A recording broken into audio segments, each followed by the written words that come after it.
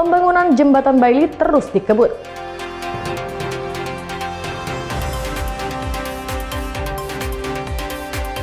Bantuan asing tidak dikembalikan.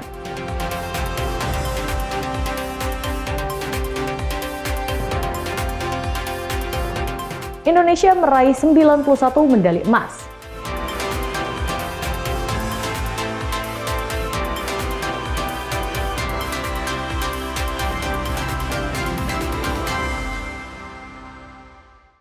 Assalamualaikum, selamat pagi saudara. Kompas Pagi hari ini hadir dengan beragam informasi penting dan menarik dari Sumatera bagian utara.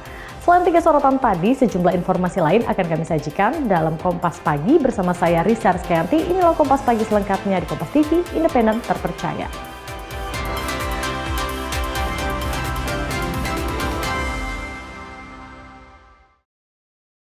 Saudara, pasca bencana banjir bandang, pembangunan jembatan Bailey di Desa Garoga, Tapanuli Selatan dikebut.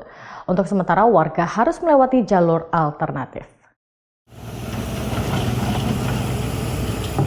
Usai membuat bantalan serta pengerasan pada pinggir sungai baru berupa pembuatan bronjong dan tanggul, petugas rencananya akan memasang jembatan Bailey sepanjang 48 meter. Jembatan Bailey ini nantinya dapat kembali menyembuhkan akses yang sempat terputus akibat diterjang banjir bandang. Tentunya mempermudah penyaluran bantuan baik dari wilayah Tapanuli Selatan ke wilayah Tapanuli Tengah atau sebaliknya, serta pengiriman bahan bakar minyak BBM ke sejumlah wilayah. Tim Liputan Kompas TV, Tapanuli Selatan, Sumatera Utara. Bencana banjir dan longsor Sumatera Utara diyakini karena krisis ekologi dan kegiatan industrial ekstraktif hutan dan perkebunan. Perusahaan pengelola hutan menjadi sorotan. Data terbaru bencana banjir dan longsor di Sumatera Utara telah menyebabkan 360 orang meninggal dunia.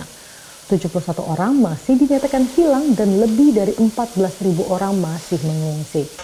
Bencana banjir dan longsor diyakini bukan hanya disebabkan tingginya curah hujan, namun diperparah dengan kerusakan ekologi akibat kegiatan pengerambahan hutan untuk konsesi HTI, perkebunan kelapa sawit hingga pertambangan. Direktur Program Kelompok Studi dan Pembangunan Prakarsa Masyarakat, Rocky Pasaribu bilang, mereka telah mengumpulkan data selama 34 tahun, dan di Sumatera Utara telah terjadi pengurangan 46.000 hektar tutupan hutan. 6 daerah bencana di Sumatera Utara terdapat konsesi PT TPL yang terlibat dalam hal penyebab bencana. Sungai Batang Toru hulunya adalah Sungai Segiahun di Tarutung. Kami coba mengukur dari Segiahun ke Tarutung itu sekitar 24 km. Dan semua hulu das Sungai Segiahun itu berada di Kecamatan Permonangan, tepatnya di Air Raja. Dan Air Raja itu adalah salah satu sektor TPL paling terbesar. Ada 45.000 hektar konsesi mereka di situ. Kami menemukan ada 67 titik sungai dan 3 das besar mengalami kerusakan yang cukup luar biasa. Kementerian Kehutanan dan Dinas Lingkungan Hidup dan Kehutanan Sumatera Utara juga telah mengeluarkan surat kepada PT TPL untuk menghentikan seluruh operasional untuk proses audit dan evaluasi.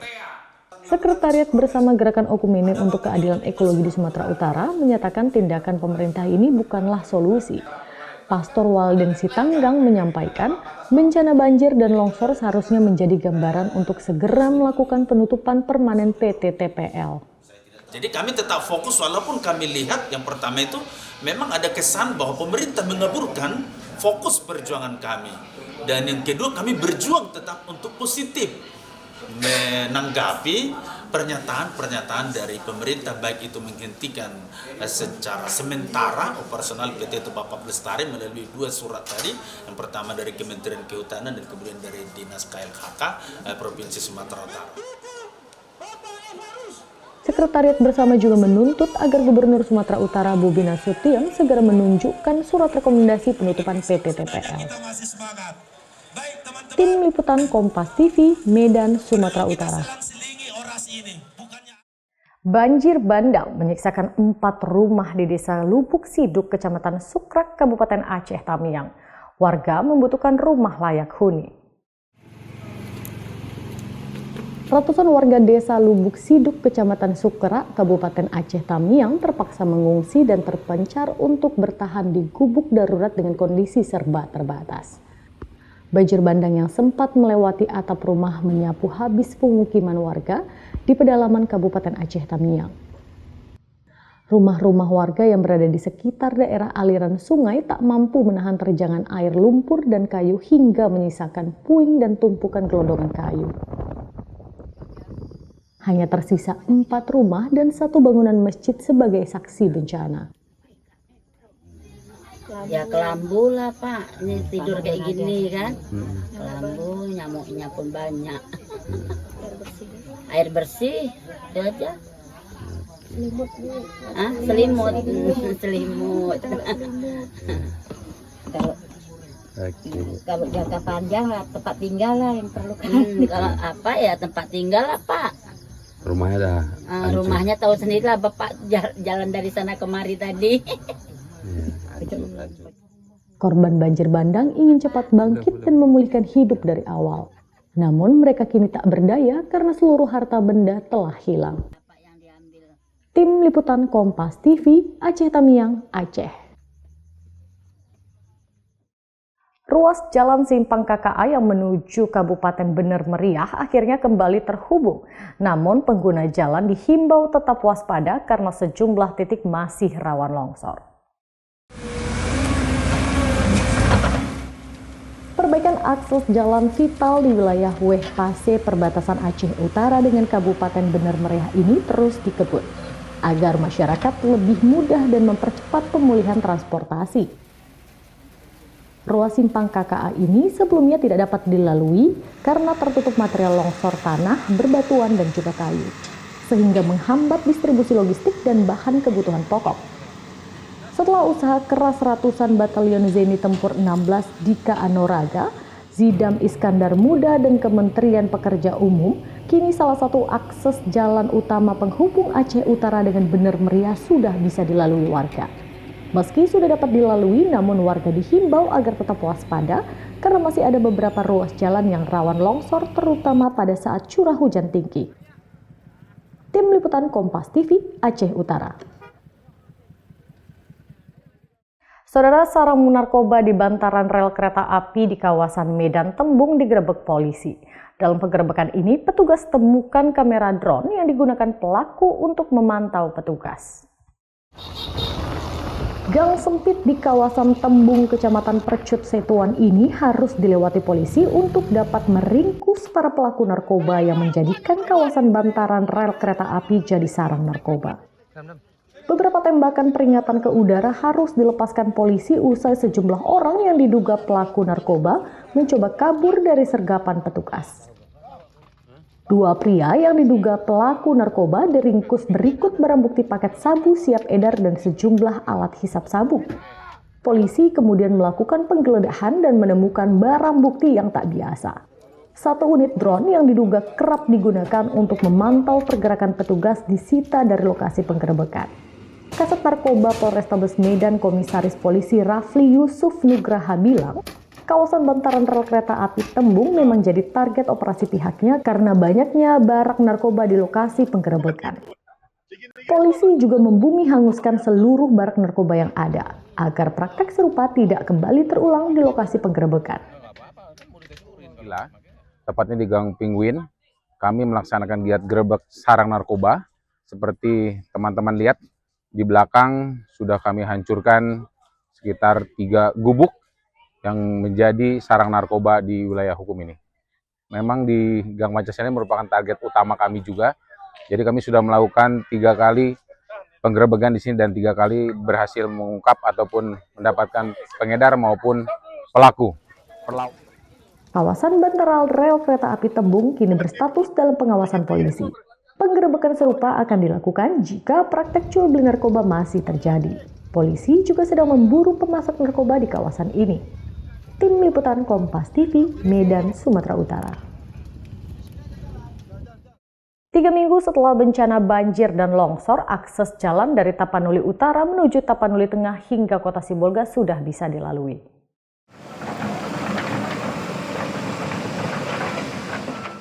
Butuh waktu lama bagi tim gabungan penanggulangan bencana Sumatera Utara untuk membuka akses jalan dari Tapanuli Utara menuju Tapanuli Tengah dan Kota Sibolga.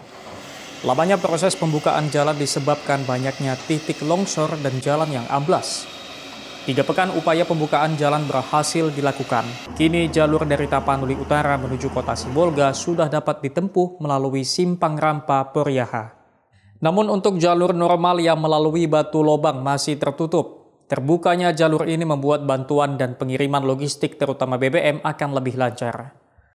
Petugas Balai Besar Wilayah Sungai Sumatera II Medan, Saiful Antoni Sanopa mengatakan pembukaan jalan menuju Batu Lobang masih dilakukan. Namun kondisi jalan amblas menyebabkan jalur tersebut masih tertutup. Kondisinya kita sudah sampai di Desa Garugu yang terputus. Artinya udah bisa dilewati dari Tarutung ke Sibolga sudah bisa per tanggal 16. Pengerjaan awal kita dari tanggal 26 November di desa Dolok Nauli, Kecamatan Diakoting, Taput sampai tanggal 16 Desember selama 21 hari pekerjaan kita, Pak. Jadi kita bagi 2 tim itu, pekerjaan 2 tim. Yang tim kedua ke arah Batu Lobang. Masyarakat ataupun tim yang akan menyalurkan bantuan sudah dapat menggunakan jalur ini dengan kendaraan. Diimbau agar melintas di siang hari dan tetap waspada akibat potensi longsor yang masih tinggi. Rauganda Malau, Kompas TV, Medan, Sumatera Utara. Bantuan organisasi asing tidak dikembalikan. Saksikan usai jeda.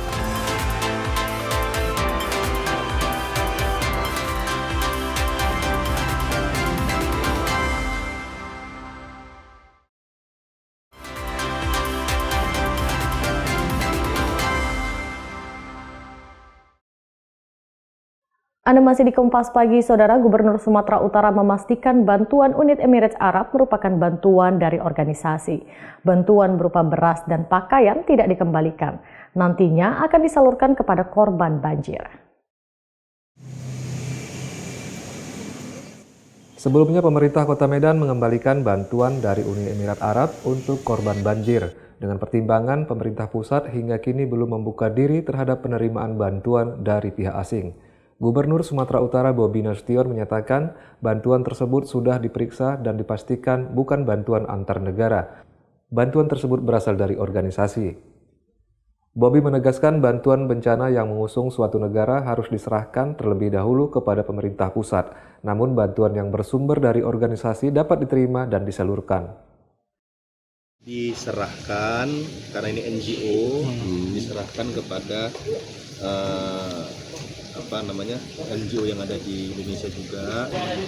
Disampaikan Pak Wakil Wali Kota, ini yang dari Uni Emirat Arab, bukan G2G, bukan G2G, jadi bukan negara Uni Emirat Arabnya, namun NGO-nya. Saat ini bantuan berupa 30 ton beras dan pakaian sudah diserahkan kepada Muhammadiyah. Nantinya akan disalurkan kepada korban banjir. Rauganda Malau, Kompas TV, Medan, Sumatera Utara. Saudara, Kapolda Sumatera Utara rayakan Natal Okumene bersama korban banjir di Gereja HKBP Huta Godang, Tapanuli Selatan, Sumatera Utara. Perayaan Natal Okumene dilaksanakan dengan keterbatasan dalam suasana duka pasca bencana. Kepada Bapak Kapolda Sumatera Utara. Kapolda Sumatera Utara Irjen Pol Wisnu Herman Februanto ikut menghadiri perayaan Natal Okumene yang dilaksanakan bersama ratusan pengungsi akibat musibah banjir bandang yang melanda 4 desa di Kecamatan Batang Toru, Kabupaten Tapanuli Selatan. Perayaan Natal Okumene dilaksanakan di Gereja HKBP Huta Godang yang merupakan satu desa terdampak banjir bandang 25 November lalu dengan keterbatasan dalam suasana duka. Ratusan pengungsi yang mengikuti perayaan Natal ini terlihat seadanya tanpa menggunakan baju baru akibat keterbatasan setelah harta benda mereka hanyut tersapu banjir bandang. Perayaan Natal bersama semangat dan sukacita Natal ini dihiasi dengan pemberian bingkisan bantuan kemanusiaan oleh Kapolda Sumatera Utara. Ingin memberikan sukacita bahwa saya merasakan bagaimana kedukaan dari anak Inan di sini.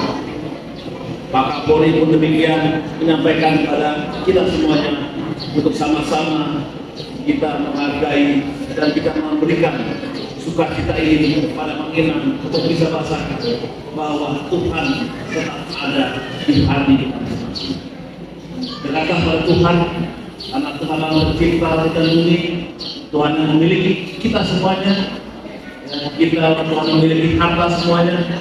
Kalau kata Tuhan ambil, tetapi amanahkan semuanya hari ini masih bisa diberikan nafas kehidupan. Musibah banjir bandang yang terjadi pada 25 November lalu tidak membuat warga patah semangat untuk melaksanakan perayaan Natal Okumene kali ini. Hairul Bazar, Kompas TV, Tapanuli Selatan, Sumatera Utara.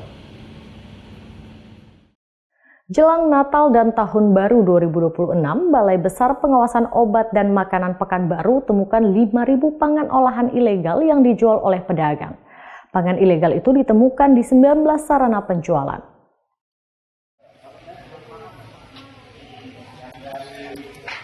Tim Balai Besar Pengawasan Obat dan Makanan atau BB POM Pekanbaru gelar intensifikasi pengawasan pangan menjelang Natal dan Tahun Baru 2026. Seluruh pangan olahan yang dijual oleh para pedagang diperiksa. Selain pedagang, tim BB POM juga memeriksa para importir, distributor, dan sarana retail modern yang ada di 5 kota dan kabupaten, yakni Kota Pekanbaru, Kabupaten Siak, Pelalawan, Kampar, dan Kepulauan Meranti. Ada 47 sarana yang dilakukan pemeriksaan oleh petugas BB POM Pekanbaru. Dari total sarana tersebut, 19 sarana ditemukan menjual pangan olahan tanpa izin edar atau ilegal, serta pangan olahan yang sudah expired date. Adapun pangan olahan ilegal yang ditemukan petugas seperti Milo bubuk, permen, kopi saset, garam, minuman kemasan, dan sejumlah pangan olahan lain yang diimpor dari negara Malaysia serta produksi dalam negeri. Total ada 98 item dengan jumlah 5.949 pieces pangan olahan yang bermasalah. Petugas BB POM Pekanbaru juga memberikan sanksi berupa surat peringatan terhadap para pemilik sarana agar tidak menjual produk-produk ilegal dan bermasalah. Tim Liputan Kompas TV Pekanbaru Riau. Saudara, pasca musibah banjir bandang, sejumlah gereja di Kecamatan Batang Toru, Tapanuli Selatan masih berupaya membersihkan material lumpur tebal. Upaya pembersihan terus digelar hingga dapat digunakan pada perayaan Natal.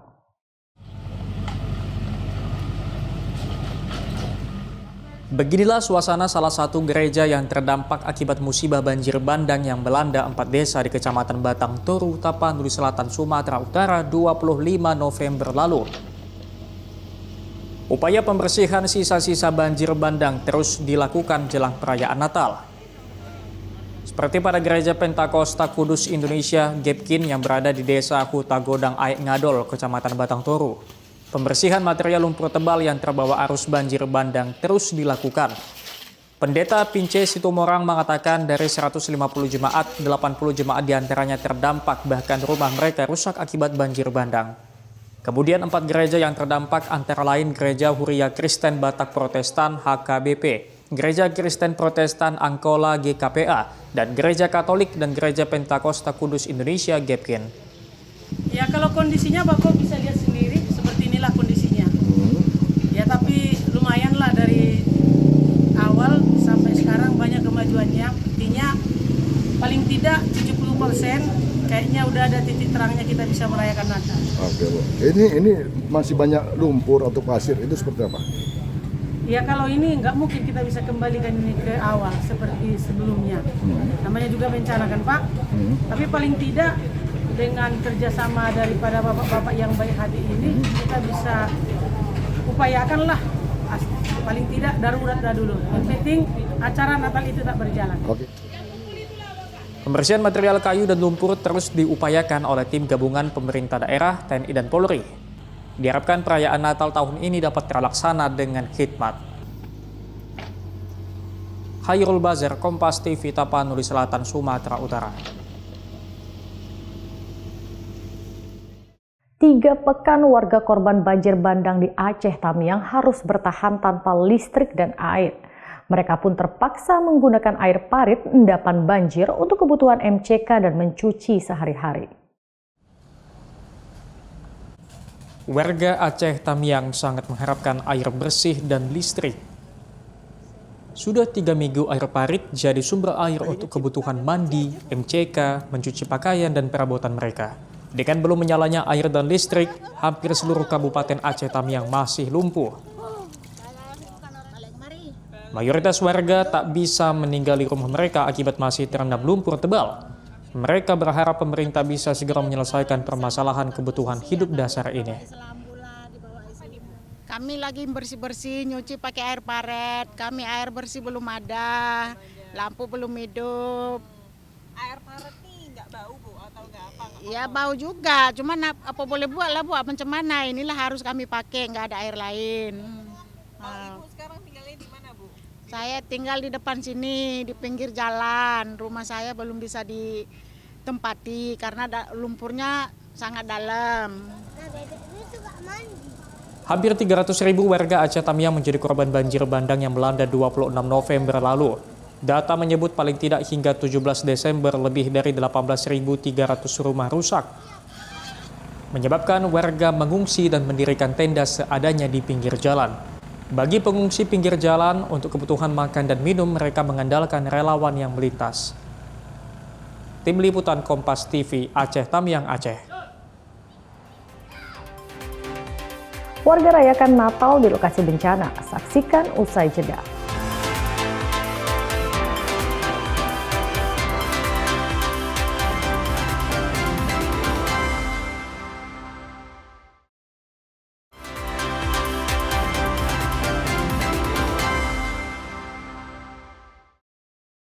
Masih bersama saya Risa Rizkyanti dalam Kompas Pagi. Saudara, banjir bandang tak menyurutkan warga Batang Toru untuk melaksanakan ibadah Natal. Dengan kesederhanaan dan fasilitas seadanya, warga antusias beribadah. Pasca musibah banjir bandang yang melanda 4 desa di Kecamatan Batang Toru, Tapanuli Selatan, Sumatera Utara, tak hanya merusak ratusan rumah warga, namun juga merusak sejumlah gereja di wilayah ini.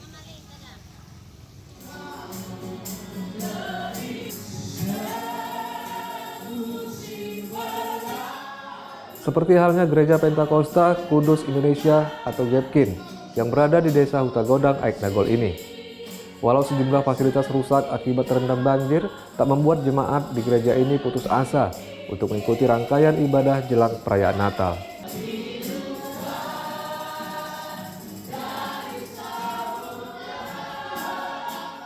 Tanpa pengeras suara sama sekali, bahkan bangku di rumah ibadah ini terbatas akibat rusak diterjang banjir.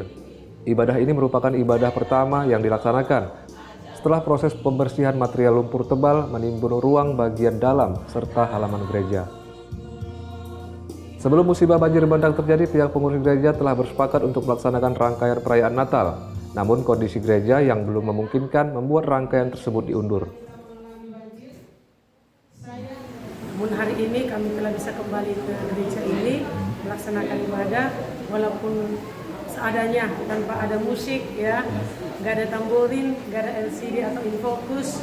Pokoknya sangat-sangat terbatas lah Pak. Namun sukacita kami tetap. Terdapat 4 gereja, yakni Gereja Huria Kristen Batak Protestan atau HKBP, Gereja Kristen Protestan Angkola GKPA, Gereja Pentakosta Kudus Indonesia GEPKIN, dan Gereja Katolik ikut terdampak akibat musibah banjir bandang ini. Hairul Bazar, Kompas TV, Tapanuli Selatan, Sumatera Utara.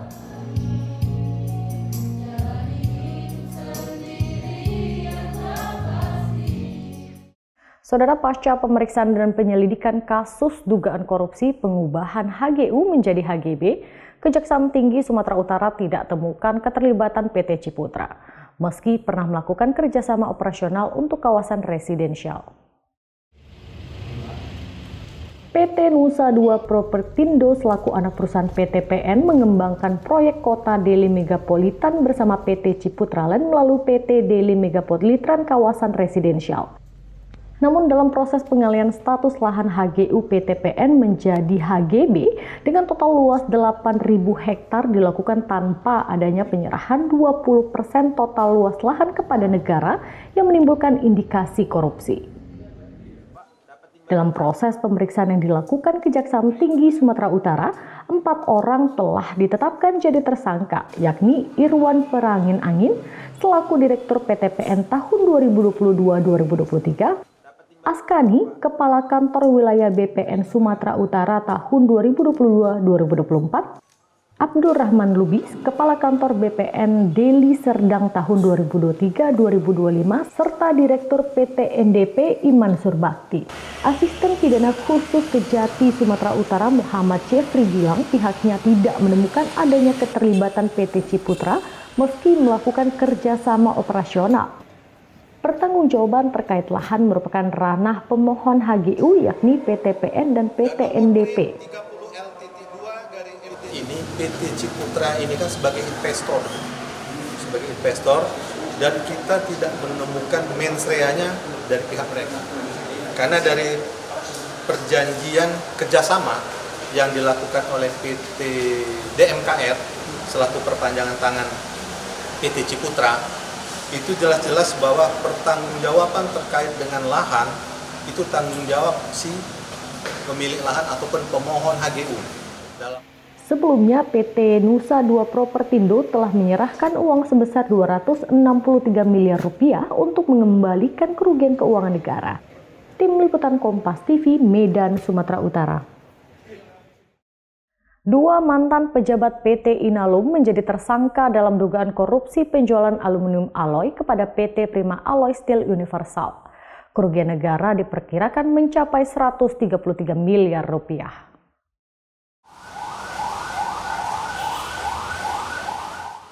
Setelah melakukan penggeledahan dan pemeriksaan puluhan saksi, tim penyidik bidang pidana khusus Kejaksaan Tinggi Sumatera Utara Rabu sore menahan 2 orang mantan pejabat PT Inalum. Kedua tersangka yakni Dante Sinaga yang menjabat senior eksekutif Vice President tahun 2019 dan Kepala Departemen Sales dan Marketing tahun 2019 Joko Susilo. Kedua tersangka diduga terlibat dalam penjualan aluminium alloy kepada PT PASU yang dilakukan tidak sesuai prosedur dari tahun 2019 hingga 2024. Penjualan yang harusnya tunai dan surat kredit berdokumen dalam negeri dilakukan dengan sistem dokumen agen acceptance yang pada akhirnya PT PASU gagal melakukan pembayaran. Asisten Pidana Khusus Kejati Sumatera Utara Muhammad Jeffrey mengatakan atas perbuatan kedua tersangka diperkirakan menyebabkan kerugian negara yang nilainya lebih dari Rp133 miliar. Kedua tersangka dijerat dengan pasal 2 ayat 1 subsidiar pasal 3 junto pasal 18 Undang-Undang Nomor 20 Tahun 2001 tentang Tipikor. Tersangka di mana diduga telah mengubah skema pembayaran yang sebelumnya harus secara cash dan SKBN atau surat kredit berdokumen dalam negeri. Kemudian dirubah menjadi dokumen agent acceptance atau DA dengan tenor selama 180 hari sehingga PT PASU tidak melakukan pembayaran atas aluminium alloy yang sudah dikirim oleh PT Inalum. Belum diketahui apakah kedua tersangka menerima keuntungan dari pengubahan prosedur penjualan aluminium alloy. Namun untuk pemeriksaan lanjutan, kedua tersangka akan menjalani penahanan 20 hari ke depan di Rumah Tahanan Tanjung Gusta, Medan. Roganda Malau, Kompas TV, Medan, Sumatera Utara. Saudara, warga di Jalan Pidijaya menuju Samalanga, Biren, Aceh mengibarkan bendera putih. Bendera putih ini sebagai tanda warga yang sudah menyerah dan pasrah mereka butuh bantuan internasional untuk memulihkan desa mereka. Sepanjang jalan dari Desa Belang Dalam dan Ulegle, Kecamatan Bandar 2 Pidijaya menuju Samalanga Biren terpasang deretan bendera putih, baik di depan toko, jembatan, kantor polisi maupun rumah warga. Pemasangan bendera putih ini menandakan warga di sana sudah menyerah dan pasrah akibat pemulihan desa mereka pasca bencana tak kunjung ditangani dengan maksimal. Termasuk tumpukan lumpur di rumah warga yang belum bisa dibersihkan serta banyak rumah yang hanyut. Pemasangan bendera ini juga bentuk kekecewaan terhadap pemerintah pusat yang dinilai tidak menetapkan bencana Sumatera sebagai bencana nasional. Sementara itu, warga juga mengaku para ulama juga menyerukan agar pemulihan Aceh segera diatasi dan berharap adanya bantuan internasional yang datang ke Aceh. Ya juga lama, lekat lama karena kan minta pertolongan dari luar negeri di sini. Biar ada pertolongan orang tua yang hancur tuh. Sekitar seminggu lah ya, sekitar seminggu yang saya tahu. Yang lain-lain udah dipasang, saya nggak lihat. Mau lihat di HP pun sinyalnya nggak bagus, jaringan nggak ada karena padam lampu kan. Jadi pas kita lihat udah memang begitu. Yang saya dengar maksudnya minta tolong, udah pasrah, ya Allah siapalah hamba yang murah hati ya kan, siapapun peduli manusia lah. Nah begitu mungkin.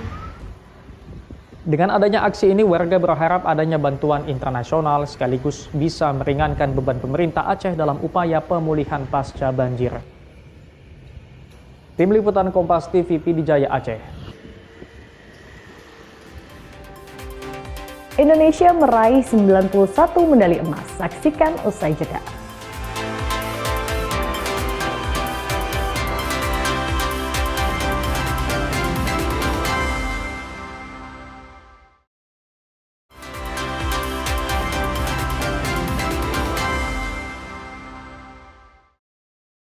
Saudara, SEA Games 2025 Thailand telah berakhir. Indonesia meraih 91 medali emas.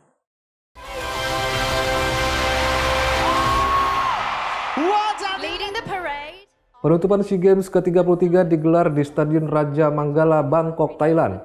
Tuan rumah Thailand menduduki puncak klasemen perolehan medali dengan meraih 233 emas, 154 perak, dan 112 perunggu. Sementara Indonesia duduk di posisi runner-up dengan meraih 91 emas, 111 perak, dan 131 perunggu. Posisi ketiga ditempati Vietnam. Basral Gaito Hutomo, atlet skateboard Indonesia, menceritakan awal mula menekuni skateboard yang membawanya hingga meraih medali emas.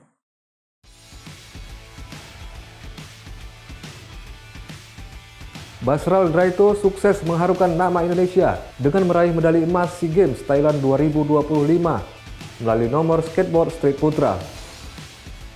Kesuksesan tidak lepas dari proses panjang pemusatan latihan nasional selama 7 bulan sejak April hingga Desember di Cikarang, Jawa Barat. Basral menjalani latihan intensif dengan target tampil maksimal dan menyesuaikan diri dengan karakter trek yang tergolong sulit. Ketertarikannya muncul saat menonton olahraga ekstrim di kawasan Manahan. Dia pun mulai mencoba dengan papan skateboard seadanya dari seorang teman. Ada skateboard juga, lihat skateboard tuh kayak olahraga apa nih, keren aja. Cuman di situ cuma nonton doang. Pas udah kapan tahu kan masuk sekolah, pulang sekolah tuh aku sempet main di rumah temanku. Di situ main ke gudangnya ada papan skate, cuman ya papan gramet gitulah, nggak proper. Terus aku pengen juga kan, penasaran, terus aku cobain, terus aku tanyain ini dijual nggak, aku gituin.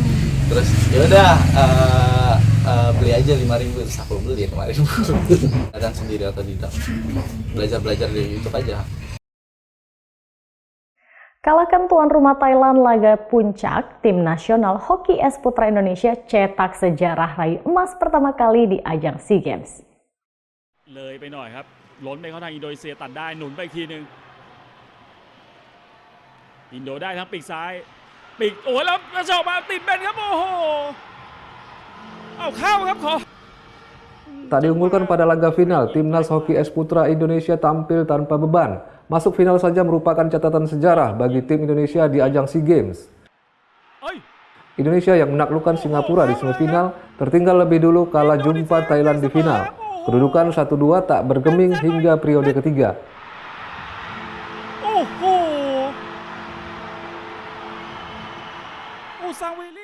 Namun 2 gol anak asuh Christoph Kovago di detik akhir laga memastikan kemenangan bersejarah Indonesia.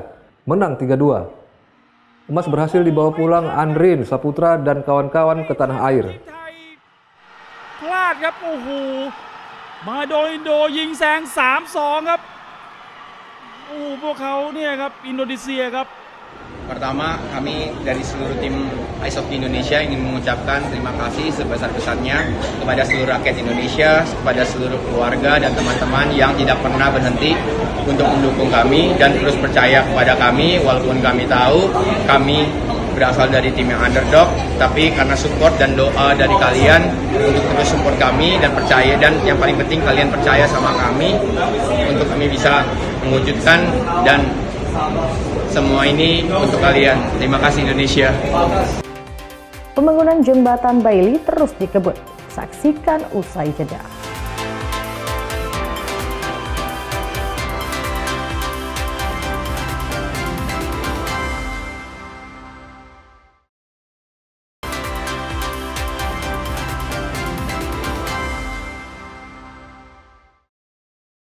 Saudara, pasca bencana banjir bandang, pembangunan jembatan Bailey di Desa Garoga, Tapanuli Selatan dikebut. Untuk sementara warga harus melewati jalur alternatif. Usai membuat bantalan serta pengerasan pada pinggir sungai baru berupa pembuatan bronjong dan tanggul, petugas rencananya akan memasang jembatan Bailey sepanjang 48 meter. Jembatan Bailey ini nantinya dapat kembali menyembuhkan akses yang sempat terputus akibat diterjang banjir bandang. Tentunya mempermudah penyaluran bantuan baik dari wilayah Tapanuli Selatan ke wilayah Tapanuli Tengah atau sebaliknya, serta pengiriman bahan bakar minyak BBM ke sejumlah wilayah. Tim Liputan Kompas TV, Tapanuli Selatan, Sumatera Utara. Bencana banjir dan longsor Sumatera Utara diyakini karena krisis ekologi dan kegiatan industrial ekstraktif hutan dan perkebunan. Perusahaan pengelola hutan menjadi sorotan. Data terbaru bencana banjir dan longsor di Sumatera Utara telah menyebabkan 360 orang meninggal dunia. 71 orang masih dinyatakan hilang dan lebih dari 14.000 orang masih mengungsi. Bencana banjir dan longsor diyakini bukan hanya disebabkan tingginya curah hujan, namun diperparah dengan kerusakan ekologi akibat kegiatan pengerambahan hutan untuk konsesi HTI, perkebunan kelapa sawit hingga pertambangan. Direktur Program Kelompok Studi dan Pembangunan Prakarsa Masyarakat, Rocky Pasaribu bilang, mereka telah mengumpulkan data selama 34 tahun, dan di Sumatera Utara telah terjadi pengurangan 46.000 hektar tutupan hutan. 6 daerah bencana di Sumatera Utara terdapat konsesi PT TPL yang terlibat dalam hal penyebab bencana. Sungai Batang Toru hulunya adalah Sungai Segiahun di Tarutung. Kami coba mengukur dari Segiahun ke Tarutung itu sekitar 24 km.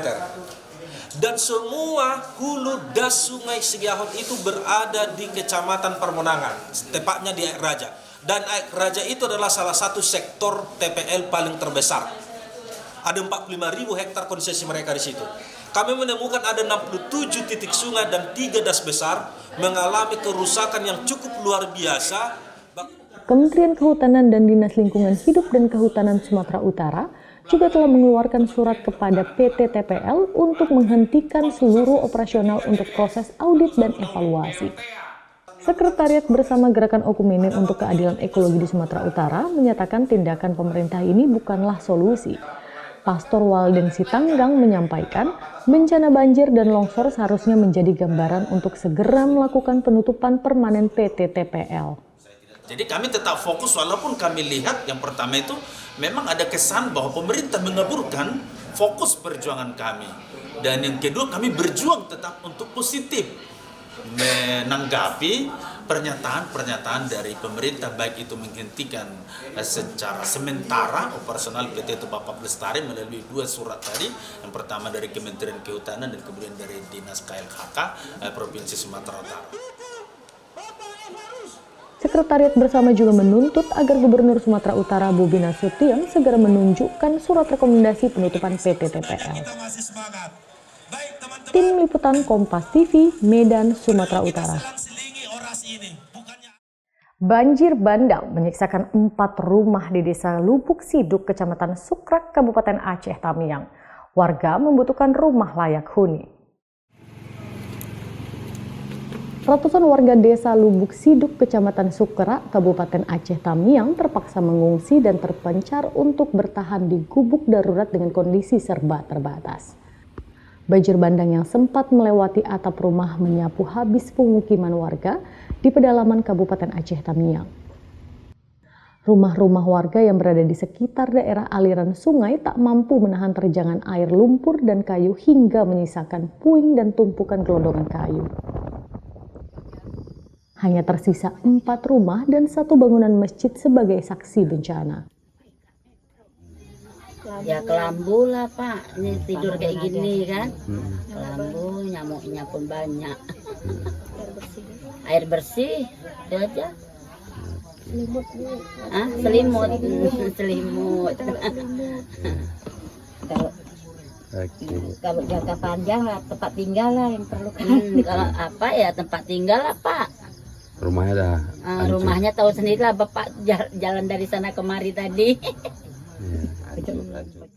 Korban banjir bandang ingin cepat bangkit dan memulihkan hidup dari awal. Namun mereka kini tak berdaya karena seluruh harta benda telah hilang. Tim Liputan Kompas TV, Aceh Tamiang, Aceh. Ruas Jalan Simpang KKA yang menuju Kabupaten Bener Meriah akhirnya kembali terhubung. Namun pengguna jalan dihimbau tetap waspada karena sejumlah titik masih rawan longsor. Perbaikan akses jalan vital di wilayah Weh Pase perbatasan Aceh Utara dengan Kabupaten Bener Meriah ini terus dikebut agar masyarakat lebih mudah dan mempercepat pemulihan transportasi. Ruas Simpang KKA ini sebelumnya tidak dapat dilalui karena tertutup material longsor tanah, berbatuan, dan juga kayu, sehingga menghambat distribusi logistik dan bahan kebutuhan pokok. Setelah usaha keras ratusan batalion Zeni Tempur 16 Dika Anoraga, Zidam Iskandar Muda, dan Kementerian Pekerja Umum, kini salah satu akses jalan utama penghubung Aceh Utara dengan Bener Meriah sudah bisa dilalui warga. Meski sudah dapat dilalui, namun warga dihimbau agar tetap waspada karena masih ada beberapa ruas jalan yang rawan longsor terutama pada saat curah hujan tinggi. Tim Liputan Kompas TV, Aceh Utara.